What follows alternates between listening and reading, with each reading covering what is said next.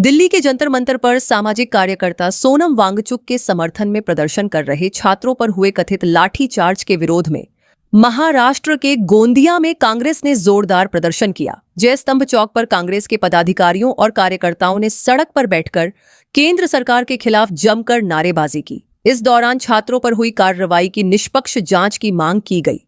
साथ ही आंदोलन के दौरान लोकसभा में विपक्ष के नेता राहुल गांधी के साथ पुलिस द्वारा किए गए कथित व्यवहार की भी कांग्रेस ने कड़ी निंदा की। प्रदर्शनकारियों ने केंद्र सरकार पर लोकतांत्रिक अधिकारों का दमन करने का आरोप लगाया।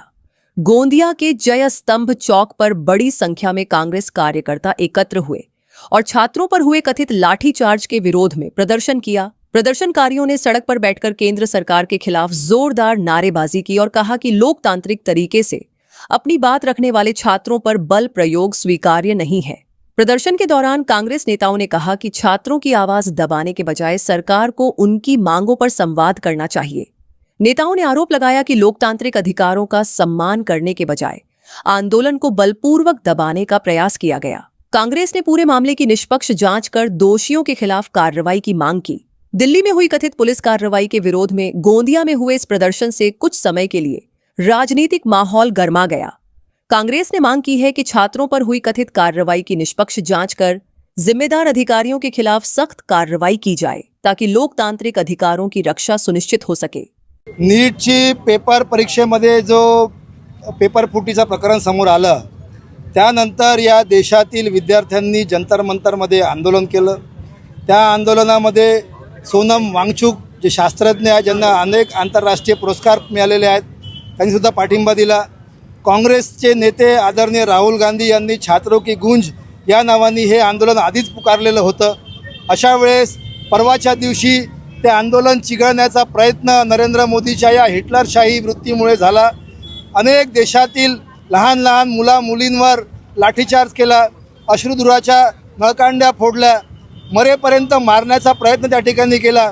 इथपर्यंतच हिटलरशाही थांबली नाही तर नरेंद्र मोदीच्या सरकारमध्ये RSS आणि भाजपने गुंड जे पोसून ठेवलेले होते, जे खाजगी सुरक्षा रक्षक होते, त्यांनी सुद्धा या देशातील विद्यार्थ्यांना पिटाई करण्याचं काम केलं। याचा जाब विचारण्याकरिता पंतप्रधान नरेंद्र मोदींना परवाच्या दिवशी आमचे काँग्रेसचे विरोधी पक्षनेते आदरणीय राहुल गांधी यांच्या नेतृत्वामध्ये या देशाच्या संसदेमध्ये त्यांना जाब विचारण्याचा प्रयत्न केला। या विषयावर चर्चा घडवून आणावी म्हणून त्यांनी मागणी केली, परंतु ही मागणी धुडकावून लावल्यामुळे काल नंतर मग नाईलाजास्तव काँग्रेस आणि विरोधी पक्षाच्या सगळ्या सदस्यांनी आदरणीय विरोधी पक्षनेते लोकसभेचे राहुल गांधी आणि राज्यसभेचे मल्लिकार्जुन खरगे साहेब यांच्या नेतृत्वामध्ये प्रधानमंत्री आवासाच्या समोर धरणे कार्यक्रम आयोजित केला। 3 तासाच्या धरणे दिल्यानंतर त्या ठिकाणी जितेंद्र प्रसाद नावाचे मंत्री त्या ठिकाणी आले। त्यांनी मूर्ख बनवण्याचा प्रयत्न केला, बाहेर येऊन मीडियाला बाईट वेगळी दिली, परंतु चर्चा घडवून आणण्यामध्ये त्यांनी कुठलीही सक्रियता दाखविली नाही। अशा खोटारड्या सरकारवर विश्वास करायचा कसा? आंदोलन हा जो आहे हा विद्यार्थ्यांशी जे झालेला जो खऱ्या अर्थानं नीट पेपर असो किंवा आणखी त्याचा निकाल असो, या सगळ्या गोष्टी जेव्हा रोज घडत असताना देशाचा पंतप्रधान त्याच्यावर काही बोलत नाही, त्याच्यावर कुठली चर्चा करत नाही, त्याची जबाबदारी तो स्वतः स्वीकारत नाही आणि म्हणून अशा पद्धतीचं मूर्ख बनवणारा देशाचा पंतप्रधान असेल तर त्याला पहिल्यांदा सत्तेवर राहण्याचा कुठलाही अधिकार नाही। त्याचबरोबर अमित शहासारखा गृहमंत्री या माणसाने विरोधी पक्ष नेत्याला ज्या पद्धतीनं अमानुष पद्धतीनं मारण्याचा प्रयत्न केला, राहुल गांधींच्या नाकामधून ब्लड निघायला लागला, इथपर्यंतचे हाल करणारे हे इंग्रजचे काही प्रतिनिधी आहेत का? इंग्रजांची हे काही औलाद आहे का की ज्या पद्धतीने जनतेच्या प्रश्नासाठी जर कोणी मागणी करत असेल तर त्याला अमानुष पद्धतीनं मारण्याचा प्रयत्न करतात आणि म्हणून अशा अनेक घटना आज देशपातळीवर दिसत आहेत।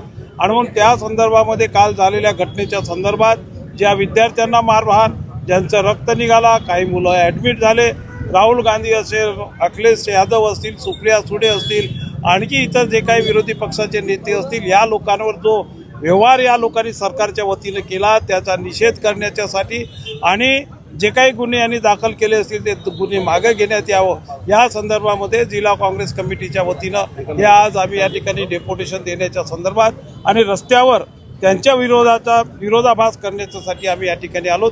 एवढंच आज मला सांगायचं.